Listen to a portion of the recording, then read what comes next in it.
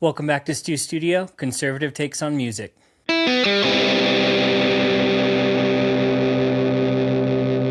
So the International Federation of the Phonographic Industry, or the IFPI, released their list of top-selling artists of 2025, and this list is pretty widely seen as objective, based solely on numbers. It's super refreshing to see. So let's look at some of the artists on the list. We can just cruise down from 20 to 10. Number 20, there's Justin Bieber, which I'm very surprised. Was his last album actually called Swag? I listened to Swag 2 last year and was not impressed even a little bit, especially with his most popular song where he kind of tried to make himself sound like he was 15 again. And it seems like the whole world has just been watching him have breakdown after breakdown. Like, I don't think anyone has been driven to go listen to his music. And I don't think his music is good enough to bring people to it independently. Number 19 is SZA, still riding success off of the SOS Deluxe release. Ed Sheeran is back.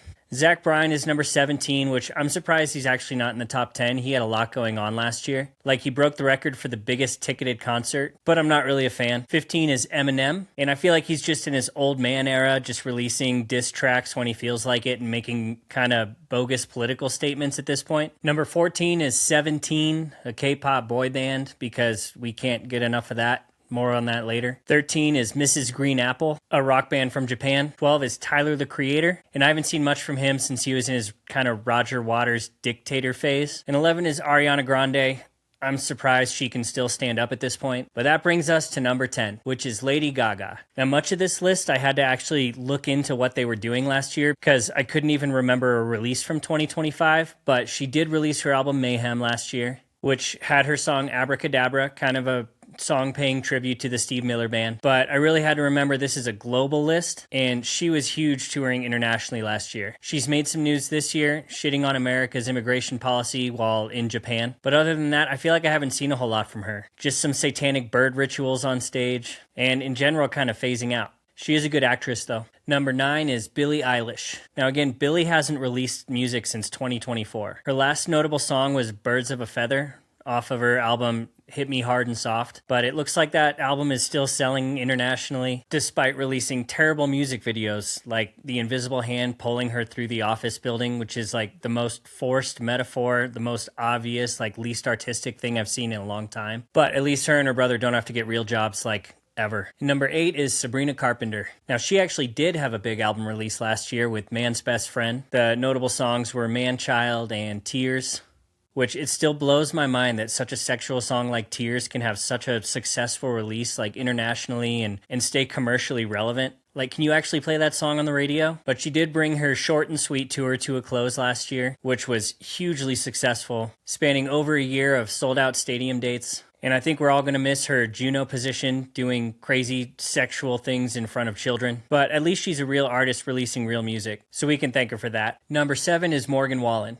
And it seems like Morgan has just been getting bigger and bigger and bigger ever since he got canceled, like releasing a huge album every year, just not caring who hates him while he sells out arenas. But he also had a big release last year with I'm the Problem.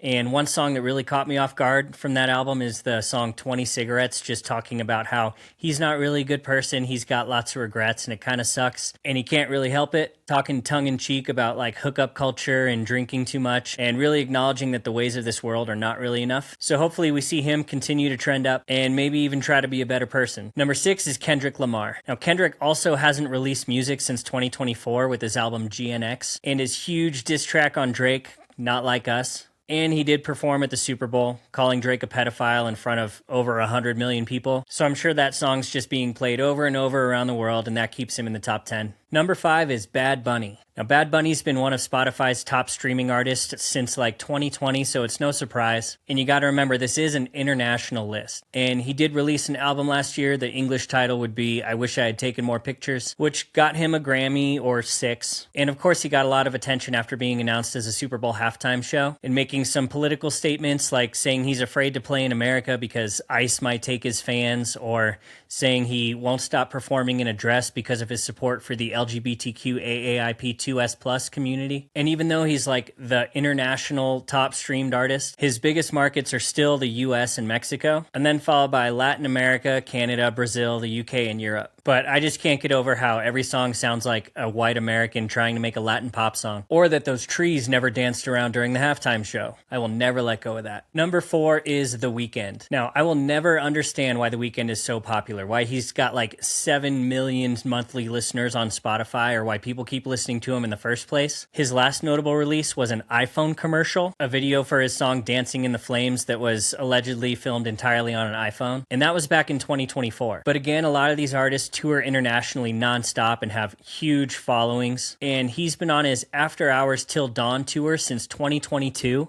And he even announced another leg of that this year in 2026. His biggest markets are in the US, but also the Philippines and India and the UK. And so that's just millions of listeners who I'm sure haven't gotten sick of him yet. But I still find him most notable for singing about cocaine to middle schoolers and his, whatever it was, plastic surgery stunt where he wore bandages for like 6 months, but definitely not his music. Number 3 is Drake, which I'm surprised he's above Kendrick Lamar after the shit kicking he took. Like, he disappeared during the Super Bowl, fled the country so he wouldn't have to watch it, or hear a packed arena call him a pedophile. He did actually have an album come out last year called Some Sexy Songs for You, spelt with dollar signs and the number 4 and the letter U, which you would think would be career suicide, releasing something like that in your 30s.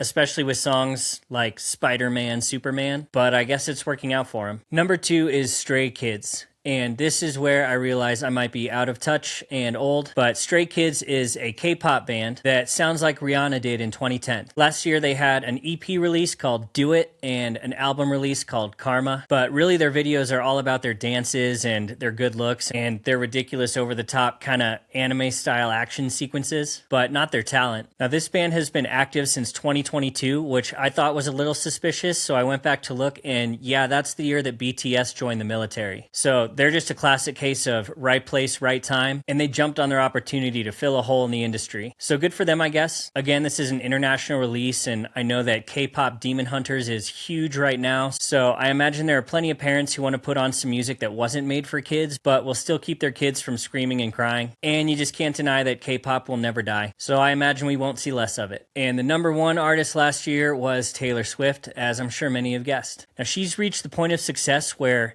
anything she does in life is self-referential and self-promoting. Like, she gets engaged and it boosts album sales. She releases an album and more people watch the NFL. She attends an NFL game and tour ticket sales skyrocket. Like, no matter what she does, she's going to be more successful in every other avenue of her life. And especially with her engagement last year and the announcement of her wedding this summer, she's never been more relevant. And I imagine this year she's going to stay just as relevant, even though she's probably not releasing an album like she did last year with The Life of a Showgirl, and definitely not an album of that quality. I was secretly hoping for a debut Taylor's version, but since she got her masters back, I doubt that that's going to happen. But we can still hope. Well, overall, I think that this list makes a lot of sense. Like, again, it's objective strictly by the numbers, so it's hard to argue against. But apart from Drake, The Weeknd, and maybe Billie Eilish, my estimated list would have looked strikingly similar. But that's it for now. Thank you for watching this week's episode of Stu Studio. And remember, Jesus loves you.